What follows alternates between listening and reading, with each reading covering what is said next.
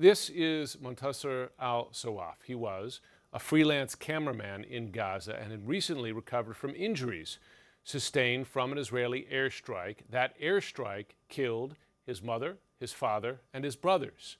Despite the danger, he wanted to stay in the city center, telling his colleague it was a personal case to tell the world about the conditions in Gaza. Last Friday, the Anadolu news agency confirmed that he lost his life in another Israeli airstrike. He leaves behind two young children. At least 63 journalists have lost their lives since the war began on October 7th. That, according to the Committee to Protect Journalists. It remains an extremely dangerous story to cover. Joining me now to discuss is Middle East and North Africa Program Coordinator for the CPJ, Sharif Mansour. Sharif, thanks so much for taking the time. Thank you for having me. So, of course, Montasser al-Sawaf was not alone.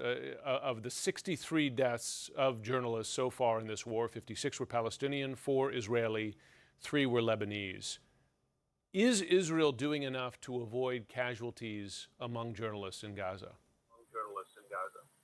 We're not seeing any evidence of that. On the contrary, we're seeing the most deadly and the most dangerous environment for journalists, where the Israeli government and the Israeli army are not taking any responsibilities for journalists' protection and safety.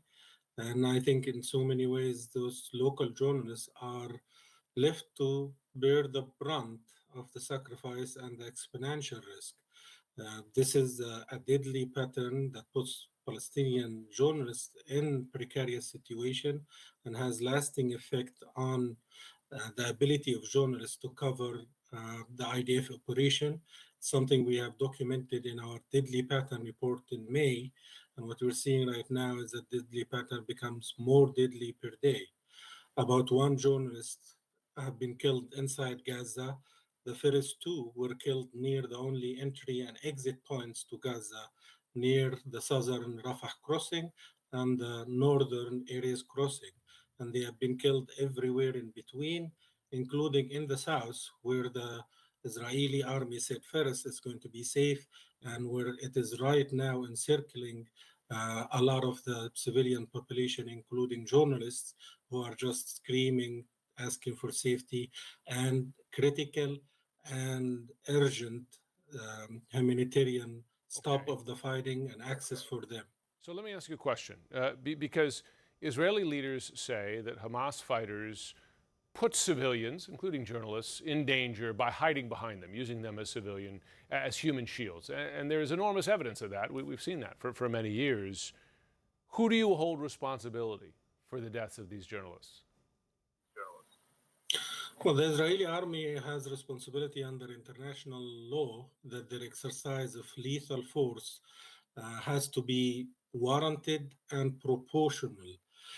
That means they have to make consideration safety for journalists in the rules of engagements.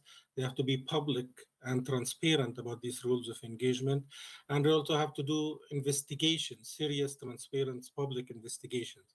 We have reasons to doubt that at least a dozen of these cases are attacks where needs more to be investigated, not just by the Israeli army independently and internationally, because some of them, if the Israeli army, if not exercising warranted and proportional use, this will constitute possible war crimes that should be investigated by the International Criminal Court.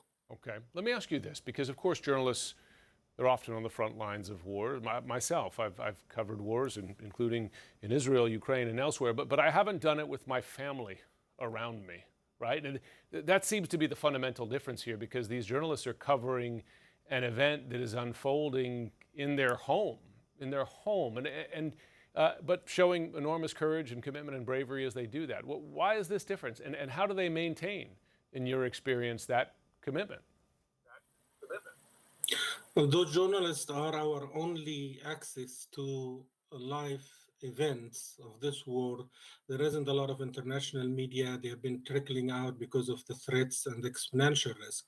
And these journalists have had to flee with their families and have to risk their life, their own life, their colleagues' life, and their loved ones in order to continue to tell the story. And for many of them, just having first-hand testimonials about what's happening to the international world is something worth the immense sacrifice and the danger they continue to suffer. But a lot of them are also doing it because we need timely and accurate information. And without them, we're only end up with mis and disinformation that can only fuel the conflict. Yeah. And yet, every day we hear more stories like Montasser al Sawaf losing his life. Sharif Mansour, thanks so much for joining us this afternoon. Thank you for having me.